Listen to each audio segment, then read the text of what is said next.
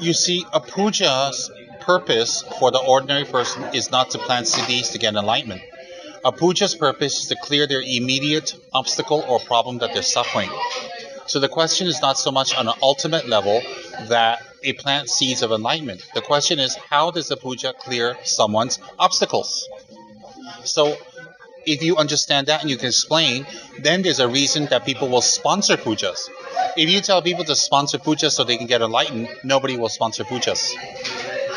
None of your customers will sponsor pujas. Sponsor puja, you'll be enlightened. You're like, what? Sponsor puja, you have a baby. Sponsor puja, you get well. Sponsor puja, your ghost will go away. Then they'll sponsor. So how does a puja help them remove their immediate suffering? That is the question. When you bless someone's car, how are you blessing it? What is the mechanics? So do you need a puja to do that then? Can you just be someone who don't know any liturgies, who don't know any rites and rituals, and just simply call upon the three jewels and say bless the car in the end, and it's blessed? Will that work? Will that work?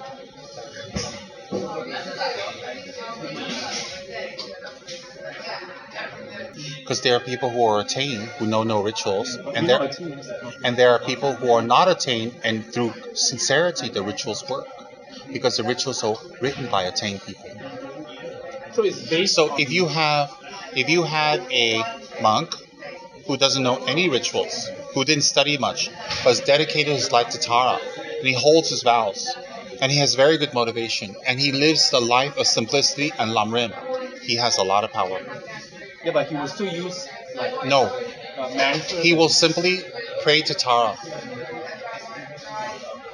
Mantra is not a ritual. Okay.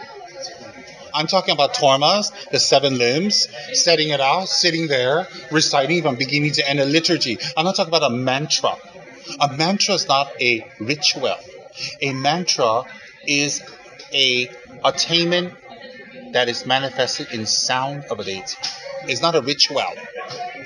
All right? So if you have this attained monk, simply think about Tara, who he's been perpetuating his whole life. And he has tremendous faith, and he's got pure motivation. And he just says, Tara, bless the car. The car will be blessed. Not because Tara is more indulgent of him because he's a devotee, as in the Hindu tradition, but because he himself has realized the nature of Tara more and more than us. So by the power of realization of Tara, he blesses that object. Whereas someone like you and me, who has not dedicated ourselves to Tara, and we don't have any attainments, but we are sincere. We really want Niral's car to be blessed. We want Niral to be safe. We want Niral to be well. And that's our pure intention. And he sponsors the tormas. And he sponsors the water and the offerings. And we offer this to Tara to generate merit for Niral. His car will be blessed by his own effort. I give an example. Gen Nima. He knew no rituals. But he can heal, control the weather just by blowing in a pipe. Remember I told you guys? He told me, I don't know rituals. I said, why? I didn't take the time to learn because it's not necessary. For me, he said. So if you really want to make, there's a puja called champe. It's a rain-making puja. It's a long ritual you do all day to make the rains come. And some monks do that. Gen Nima just blows in the air and the rains come. No ritual. He told me Yamataka could do everything. I'm like, you do Yamataka ritual to do the rain? He says, no. I just asked the rains to come. And I went, oh. It would mean that he's become one with Yamataka. I'm like, how do you ask the rains to come? He said, I just asked. I said, how come when I ask it doesn't come? He said, because you didn't do your retreat. And I'm like, oh. He's very direct. He said, you didn't do your retreat. And I'm like, oh. So if I do my retreat, will I get my rains to come? He says, that's not why you do retreat, to have rains come. I said, then why did you do retreat? He says, I did retreat to become enlightened. So I said, how come you can make the rain come? He says, it's a side benefit. I said, what about me? Can I become enlightened and make the rain come? He goes, that's up to you. And I went, oh. I debated with him. Oh yes, he's very direct and he's very kind. He'll tell you directly, it's not offensive. I said, yes. I said, if I do a ritual to make the rains come, he says, maybe. I said, why maybe? He said, depends on your motivation and how well you do it, and the patron, and if they have the karma to receive that. And I went, oh. So you see, in Yamataka's case, his case, he just ordered the Nagas in that area to give rain. That's it. We order the Nagas, they're going to get us. They will. They will get us. How dare you order me? Because you have Naga kings and queens and Naga powerful beings and royalty. You have Naga, very powerful old beings. You don't just order them around. Unless you're Yamataka. Or Tara. So, do we know how a puja works for people? A very attained person does not need any ritual, or no rituals, or even know how to hold a bell to bless, to protect, to extinguish suffering, or to get rid of someone's obstacles or spirits. They can simply talk to the spirit and they'll go away. Why? Because this person has tremendous bodhicitta, tremendous compassion and love. There's no way anyone can harm this person. So even if the spirit wants to harm, they cannot. So when the spirit sees this person, any thought of harm completely goes away, because the spirit look and say, there's no way I can harm him. The only thing I can do is either go away or listen to him. Hence, a very attained person doesn't need any rituals at all to do certain actions. For example, expel spirits. An unattained person like us, we can expel spirits by invoking and borrowing the attainments of the Buddhas. For example, Tara. So Tara comes, the spirit sees the Tara. By the power of Tara, the spirit goes away. So we're borrowing Tara's attainments, which Tara happily lends to us. How does Tara come and have that effect? The sponsors, we're offering the 7 limbs. Each puja is some sort of combination or the full combination of the 7 limbs. Does anybody know what are the 7 limbs? So therefore, the 7 limbs are in every single puja, short or long. From Guru Yoga Lama Tsongkhapa to Guya Samaja, self-initiation. Whatever ritual you're doing. And those 7 limbs are in conjunction with the enlightened being. So when you do pujas, the effect that you have on that person will be in conjunction with the enlightened being. So if someone wants to have healing, you're doing in conjunction to the medicine Buddha. When you're doing conjunction to the medicine Buddha, you're doing the 7 limbs. When you're doing the 7 limbs, that is further enhanced by your motivation, your mastery, your concentration, and dedication. Those are factors that will enhance the puja. I give an example. If you put something in the hot sun, is it possible it will burn on its own? Catch fire? Yes or no? Forest fires. You don't need friction or rub anything. You don't need to rub the branches. Forest fires, too much heat, just bursts into fire. Correct? Because there's combustible items inside, trees and leaves.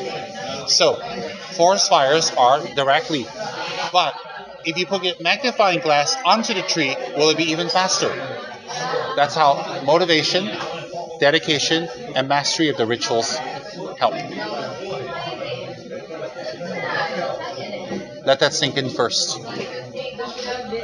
So the first of the 7 limbs is refuge. Correct? Homage and refuge shouldn't be the same?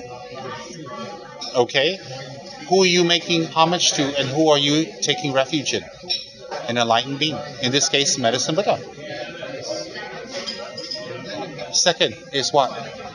Offering. Making offering. You're making offering to who? Medicine Buddha. So when you're making offerings to Medicine Buddha, because he has a label of Medicine Buddha, It helps us to heal as if we're taking medicine, the diseases we're trying to heal. So by making offerings to Medicine Buddha, it is like receiving medicine. Number 3, when we confess to the Medicine Buddha our negative deeds, that is the direct counter to the actual karma that opened us for us to be sick. So when we make confession to the Medicine Buddha, we are confessing to the actual karma, knowingly and unknowingly. Some of the karmas we don't know where, but we know we did it, so we confess and we regret to it. Isn't there sometimes you said some things to people, you don't know what you said, you forgot, but you know it hurt them? Then 20 years later, you go back and say, I really forgot what I said, but I'd like to make amends and say I'm sorry for what I said. You forgot, but they didn't forget. You forgot your deed, but Medicine Buddha didn't forget. So when you confess your deeds knowingly and unknowing, forgotten and remembered, how strong your refuge is, how strong your offering is, and how strong your motivation and faith in Medicine Buddha is how much of that negative deed you will purify. How much you purify is how strong your refuge is. How strong your refuge is how strong you've studied the power and the qualities of the objects of refuge. If you know that the power of refuge, if you know the qualities of a Buddha very well, your refuge will be very strong. How much you like a certain food is how much you know how beneficial it is for you. How much you'll be willing to take a medicine is how well you know how much this can cure you. How much you like money is realizing what money can do for you. Did you like money now more or when you were 1? Now or when you were 1? Of course, because you know the supposed value of money. But if I gave you $1 billion in gold bullions when you were 1, what do you think you'll do with it? Ignore it. It's actually quite boring. You'd rather have a doll, a horsey, a game, maybe a train set. Correct? So if I put a train set in front of little Niral at 1, or I put $1 billion in gold bullions, which one do you think you'll gravitate towards? And today, which one would you gravitate towards? Correct. Why? That's right. So how strong your refuge is how well you know the value of the 3 jewels and their qualities. How well you know their qualities, how strong your refuge will be. How strong your refuge will be is how strong your confessional purification will be. Because if you just say, I confess all my negative deeds in this life and all future lives and my previous life, and I wish I didn't do it, it's just a little bit of power from reciting the liturgy. There's not much power because it doesn't come from here.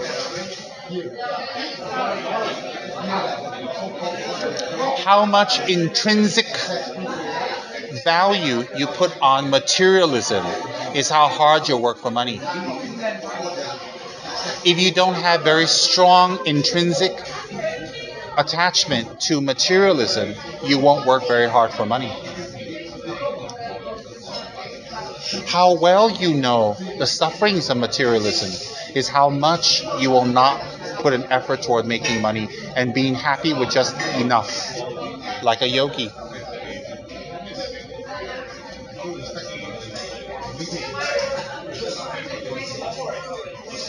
Does that make sense? Now, next one. Rejoicing. By rejoicing, we can accumulate great amounts of merit by rejoicing in all the deeds of the Medicine Buddha. All the things that the Medicine Buddha has done, all the things that an enlightened being has done, all the things that Milarepa, Tsongkhapa has done, all the things that Buddha Shakyamuni has done in his life, all the things that Dorje Shugden did in his life, all the things that Tara did during the previous Buddha's time. Knowing their history, rejoicing in Naropa's background, rejoicing in Tilopa, rejoicing in Marpa, rejoicing in the great Ganden Tripas. So when Kedru Rinchi, Getsa Rinchi, that's where when you read the high Lama's biographies, you know what they've done. When you rejoice in those deeds, you collect a vast amount of merit. Because why? You are almost reliving what they have done and creating a connection to what they have done to do it yourself. Not exactly what they have done, but the renunciation, the practice, the dedication, the consistency. You create that karma to those qualities in them by rejoicing. So by rejoicing, you collect a great amount of merits. At the same time, you reinforce your mind towards something that is more virtuous as opposed to non-virtuous. So therefore, rejoicing is very powerful. Because if you see someone doing a bullfight and you rejoice, you create the karma to harm. You create the karma to like harming. You create the karma to see suffering and see it as pleasure. You create the karma that killing, murdering, torturing, for fun, for entertainment, for culture is good. So you come back into such a culture where killing, murder, torture, an animal is enjoyable. You come back as a hunter. Whereas the truth is, to become a hunter is to create the karma for great suffering. Tremendous suffering. If let's say we rejoice has so much power, does it mean that if let's say we study a high Lama's biography, by rejoicing to it, it becomes much more powerful than we study any other Lama text? No, because rejoicing is only one of the factors for you to achieve enlightenment. It's not the only factor. For example, rejoicing is like a feather on a wing. You need many feathers, not just one.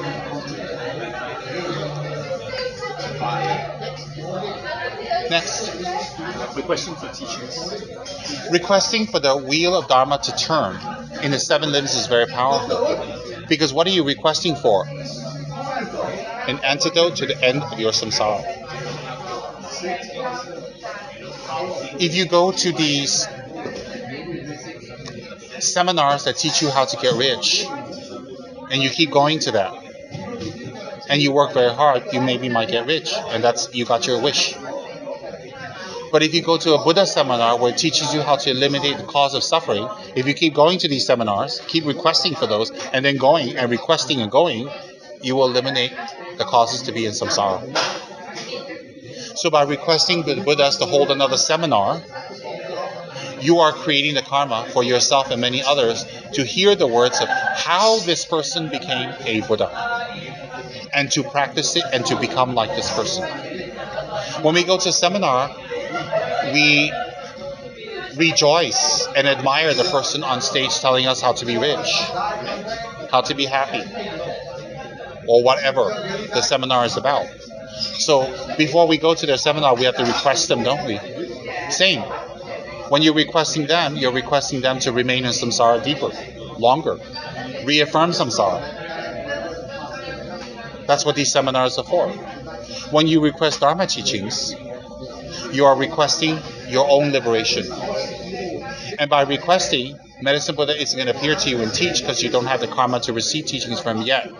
But because you request it, it might manifest in sitting at a hotel having fruits and getting a Dharma talk. It will manifest back in you getting the Dharma. And because you request it, it will manifest that when you get the Dharma, you'll be alert and you'll be happy to get it and not bored. Because that comes with a side benefit of requesting from your heart. Some people you give a Dharma talk to, it is the best sleep aid in the world. They go to sleep immediately. Some people give Dharma, they become angry. Some people you give them the Dharma, they're bored. Some people you give Dharma, they're extremely alert and happy. That comes as a result of requesting.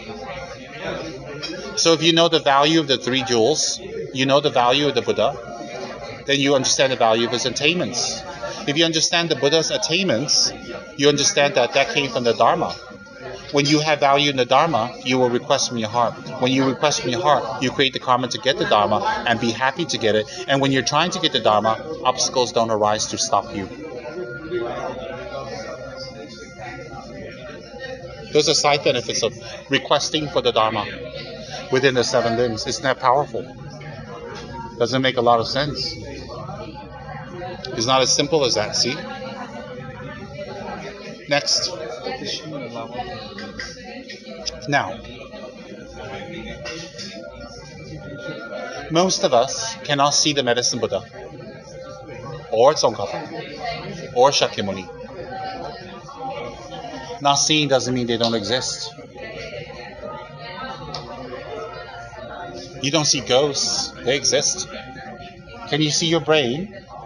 Have you ever seen it? Fine. Now,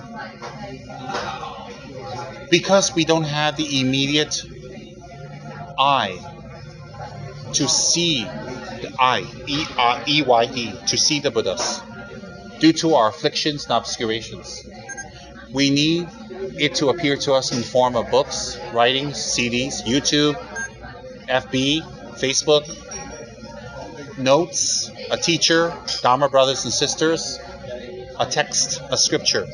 We need that manifestation. By requesting a teacher to stay, it can manifest in an actual teacher living longer. It can manifest in meeting a teacher. It can manifest in meeting a deceased teacher's disciple. It can manifest in a Dharma text. It can manifest in a YouTube. It can manifest in any way that you will understand the Dharma.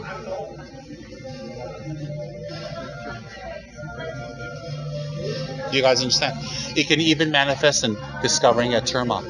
T-E-R-M-A. Because why? When you request a teacher to stay, the purpose is not that he sponsors your dinner every week. The actual purpose is to elucidate and learn the Dharma from the teacher. So we don't need to learn the Dharma only from a teacher. It can come from many sources. So the ultimate result will be you will receive the Dharma by one way or another, by doing the request. There's a saying, be careful what you wish for. Doesn't that make a lot of sense? Next. Dedication. And when you dedicate it, in your daily rages, in your daily anger, in your daily BFs, in your daily loss of equilibrium, the prior merits earned by the 6 prior limbs are not burned. Isn't that powerful? So if you skip number 7, most likely you lose number 6, leaving gold bullions out in the middle of the street. But if we put it in a nice safe and don't tell anyone the combination or that we have the gold bullions or safe, that's like dedication. So you do the 6 limbs, 6-hour puja. Somebody shows up, steps on your foot, and you throw a BF. Guess what? All 6 limbs are gone, honey. It's time to redo the puja. And why do we have to keep dedicating? Because we have not reached a stage where we have eliminated anger. Why? Because our ignorance is still quite strong.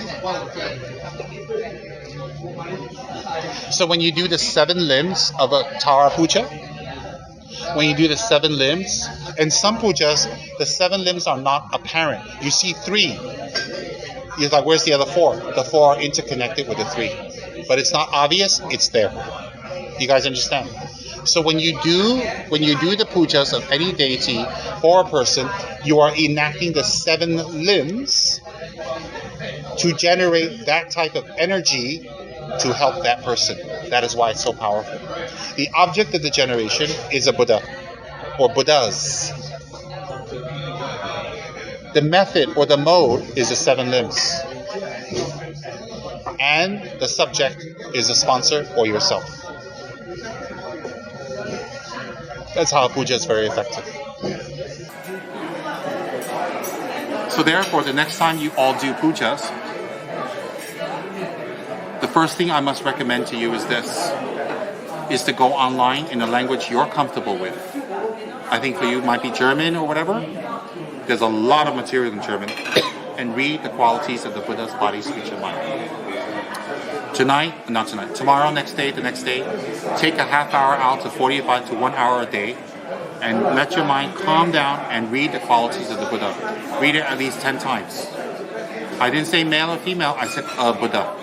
A Buddha is sexless, is genderless. Read the qualities of the Buddha's speech, read the qualities of the Buddha's mind, read the qualities of the Buddha's body, and the causes to achieve the body, speech, and mind of the Buddha. Read it, learn, research, understand it until it becomes firm, until when you even see a Buddha or Buddha image, tears come streaming down your eyes.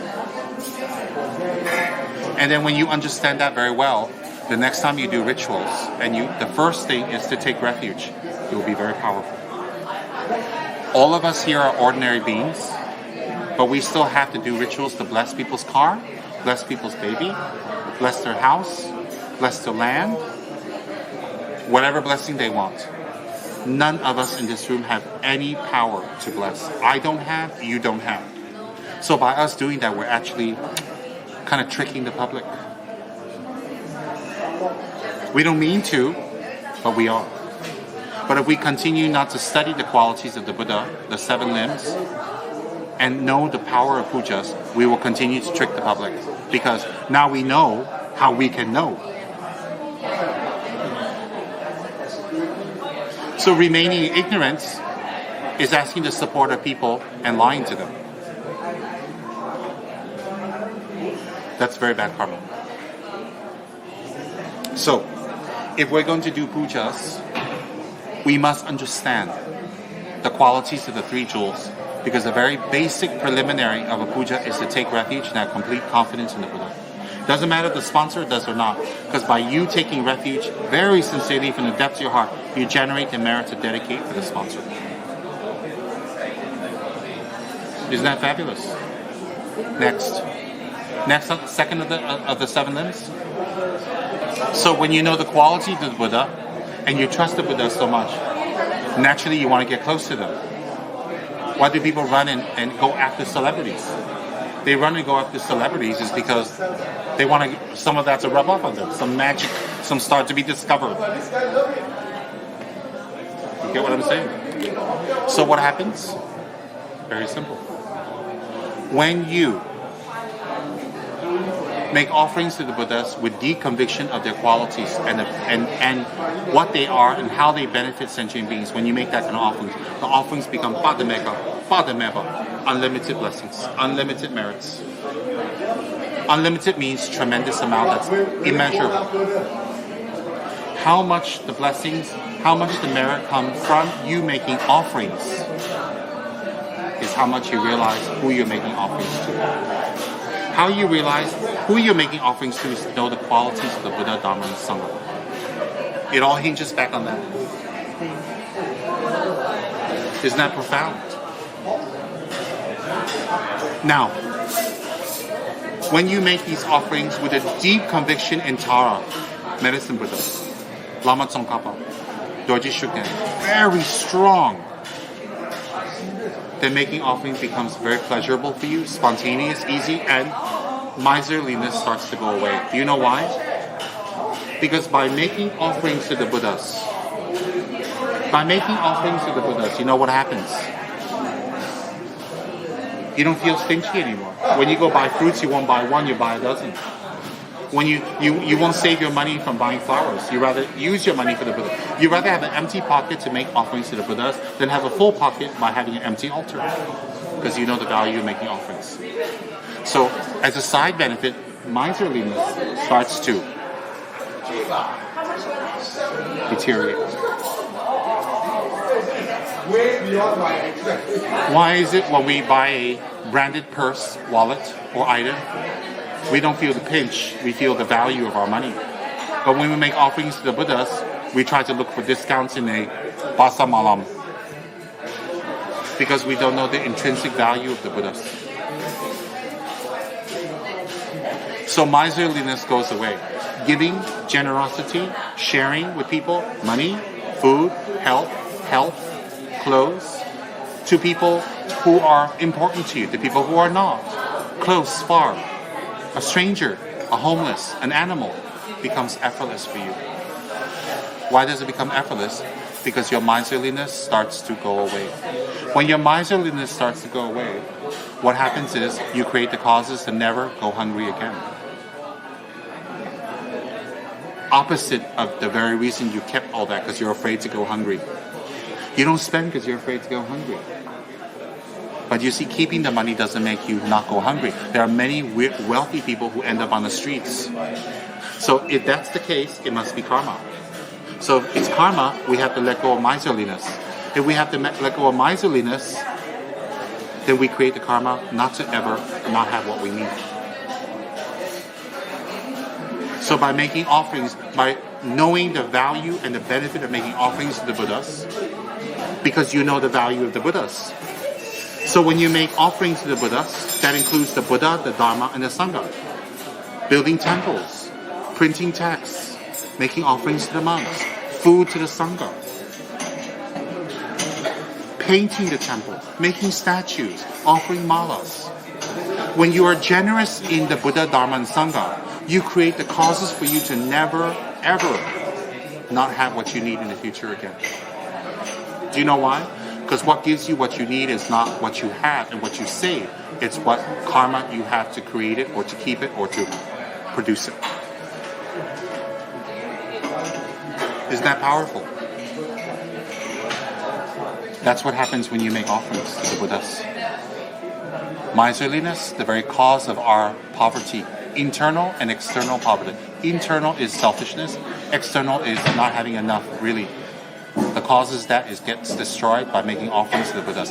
Then you become very happy. You're excited to go to Walmart.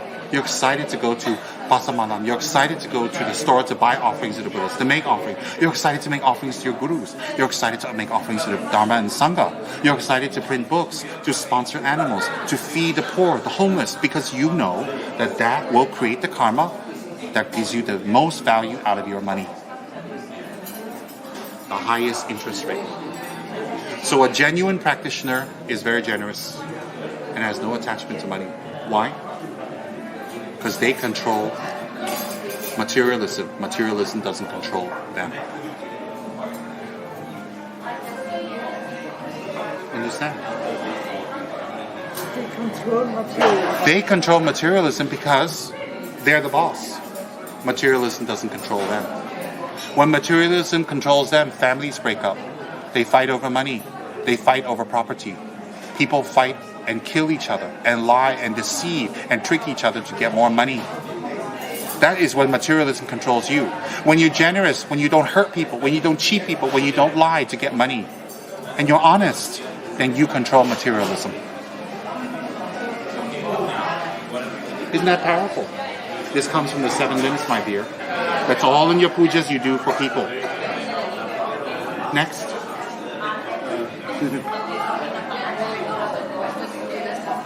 Confession. Correct. And when you confess, when you're open about your mistakes, when you don't hide, you know what happens? The ego gets smaller. You know why the ego gets smaller? The ego needs a very big dark place to hide. The more light you shine, the more it's exposed. Confession is turning on the lights on the ego. The more we hide, the more we have no peace. Confession is very powerful. On top of that, confessing every single day to known and unknown deeds. Definitely we did a lot of negative karma before that we don't know about. We don't know about. That is still there and dormant. To get to those is by confession. Confession to who? To ourselves, to the people around us, especially to the 3 jewels. Example, the 35 confessional Buddhas. What is there to be seen and known that the Buddhas do not know or see? The Buddhas can see all is there to be seen and know all that is to be known. Since the Buddha can see and know and is omniscient, there's nothing to hide. Knowing the qualities of the Buddha, I confess in my heart. So confession becomes more powerful when you know the qualities of the Buddha's body, speech, and mind. Isn't that powerful? Can you see how everything hinges on the qualities and knowing it? Very powerful and profound, yet simple and logical and attainable for all of us. Teaching the qualities of the Buddha is beautiful. Next. Rejoicing. How do we rejoice? There are two ways, an ultimate level and a relative level. Relative rejoicing is, oh, he's doing a job and he got wealthy. Oh, he wanted a son, he got a son. Oh, he wanted a daughter and he got a daughter. Wow, he was able to make a trip. Wow, he fulfilled his bucket list. Wow, he was able to grow some hair, he was bald. That's rejoicing on a relative level. But that's actually increasing samsara in them and us. But it's the first stepping stone to not being jealous.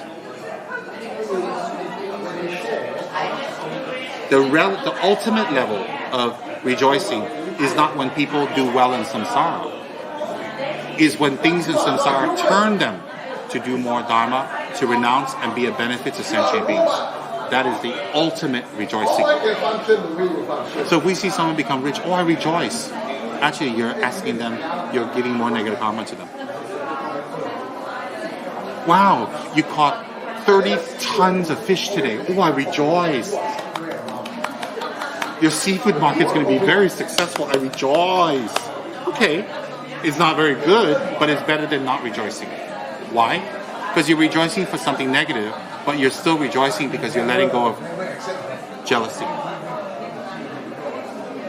It's not good, the object of the rejoicing, but the rejoicing is good because that's a minor step to a higher rejoicing, to ultimate rejoicing. So when you see someone disrobe, you don't rejoice. When you see someone take ordination, you rejoice. Why? That's ultimate rejoicing. Why is it ultimate? Because it brings you to the ultimate level, leaving samsara.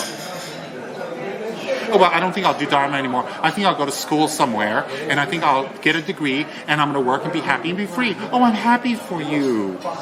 Why? They're creating the causes to be in samsara even deeper. They're happy because they're ignorant. They're happy because they have the negative karma to support it. So if doing non-dharma work is good stuff, like some of the people who tell us, oh, I've left dharma, so I'm happy now. If that's the truth, then why don't you make sure all the monasteries close down? So what happens is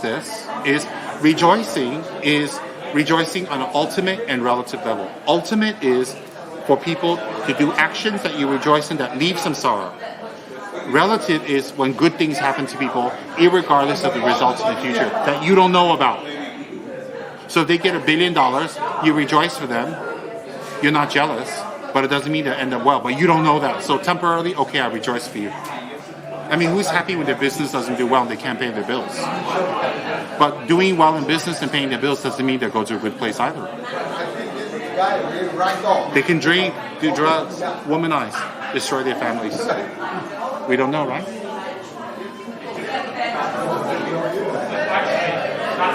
Last one?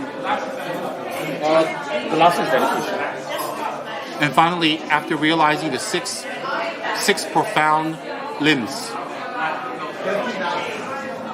requesting, rejoicing, purification, confessing, taking refuge, etc., etc., and you've created tremendous amount of merits for the sponsor to do the puja or for yourself because of your great faith in the Buddhas, then you do a dedication so that the merit is sealed.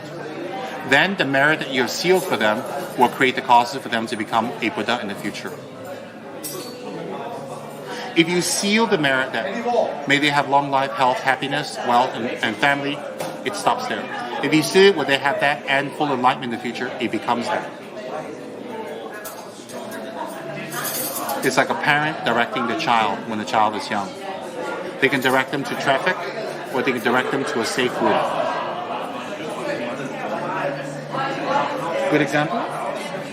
Profound. You understand that? So when you do the pujas, it's based on your faith in the Buddhas. And even if you don't know the ritual well, it slipped your mind, you're not faking it, or you don't know the ritual, you have a tremendous power to bless based on you having faith in the Buddhas, having a good motivation, and doing the best you can. A 5-hour puja to Tara can be just as effective if a person recited Tara's mantra 5 times with faith. But that takes an extraordinary mahasiddha. There are very powerful people there who don't know any rituals, who can recite Tara's mantra a few times and the effect to change. As opposed to us doing a 10-hour Tara puja, which is good. It's good for us, it's good for them. So when you're blessing a car, have faith in the Buddhas. Invoke upon whatever Buddha you're invoking, whatever you feel close to. And read about the quality of the Buddha. If you're invoking Lama Tsongkhapa, read up on Tsongkhapa more. Study Tsongkhapa more and study the qualities of the Buddha. When you understand the qualities of the Buddha, when you call upon them, your faith is firm. When you call upon them, your faith is firm, you do the blessing, it's very powerful. Based on you having firm conviction and most important, good motivation, then the puja will be quite effective. And if you do that enough times, you become a Mahasiddha because the merits are so great. Not only can you effect the change in the sponsor, you can effect the change within yourself. Because doing a puja, you're not a pipe having water go through. You're like a sponge that's soaked and you can squeeze a little and the water still comes out for them. Isn't that powerful?